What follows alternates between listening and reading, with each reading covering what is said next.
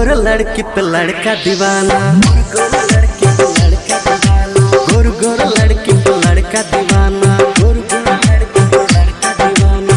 चेहरा लगे छै सुंदर, रूप के खजाना, रूप के खजाना। गोर गोर लड़की पे लड़का दीवाना, गोर लड़की पे लड़का, ओ गोर गोर लड़की पे लड़का दीवाना।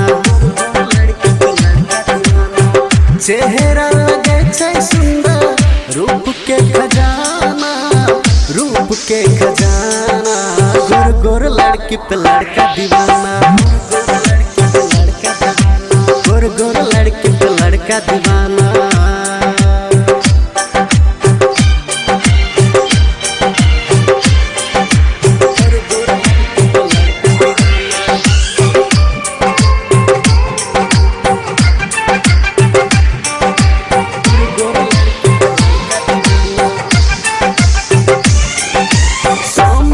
सलवार पहिर के जाई छै बाजार, ऐसे हंस के बात करे लाइन मारे हजार। समीज सलवार पहिर के जाई छै बाजार, ऐसे हंस के बात करे लाइन मारे हजार। कसल देही के मस्त बदन, जे न लगे छै रवीना टंडन। कसल देही के मस्त बदन, जे न लगे छै रवीना टंडन। चेहरा लगे छै सुंदर, रूप के खजाना, रूप के खजाना। गोर गोर लड़की पे लड़का दीवाना, ओ गोर गोर लड़की पे लड़का दीवाना।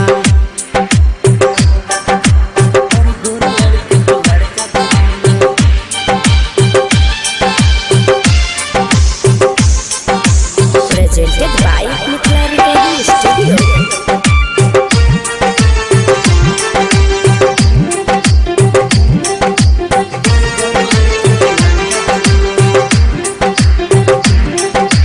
गोर के कान में झुमका लगे छै बवाल, लड़का सब आँख मार के फंसाबै छै माल। गोर के कान में झुमका लगे छै बवाल, लड़का सब आँख मार के फंसाबै छै माल। हाथ पकड़ के बात करे, केकरो न देखे तो चुम्मा लेवे। हाथ पकड़ के बात करे, केकरो न देखे तो चुम्मा लेवे। चेहरा लगे छै सुंदर, रूप के खजाना, रूप के खजाना। गोर गोर लड़की पे लड़का दीवाना, ओ गोर गोर लड़की पे लड़का दीवाना।